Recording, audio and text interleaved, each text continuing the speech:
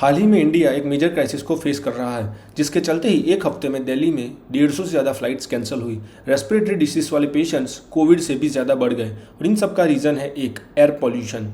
दिल्ली का air quality index दिन ब दिन बढ़ता जा रहा है। लोग ये भी कह रहे हैं कि एक दिन में दिल्ली में सांस लेना 7 सिगरेट पीने के बराबर है। अगर हमें दिल्ली का एयर पॉल्यूशन कंट्रोल में लाना है तो हमें चाइना की कैपिटल बीजिंग से सीखना होगा। 2013 तक चाइना के कैपिटल बीजिंग में एयर क्वालिटी इंडेक्स 993 तक पहुंच गया। थिक स्मोक और फॉग के कारण 100 मीटर से भी कम विजिबिलिटी रेंज हो गई, जिससे चलते ही 100 से ज़्यादा फ्लाइट्स कैंसिल हुई।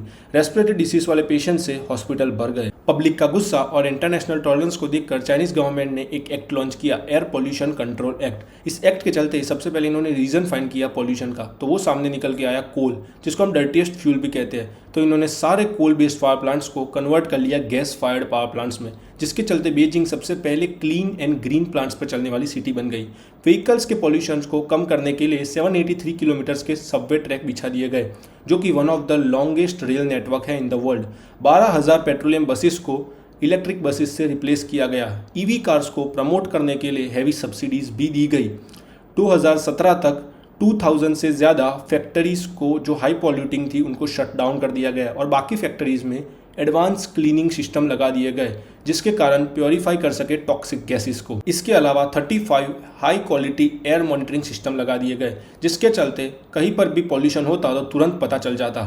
और पॉलिटिक्स में भी थोड़े चेंज किए गए।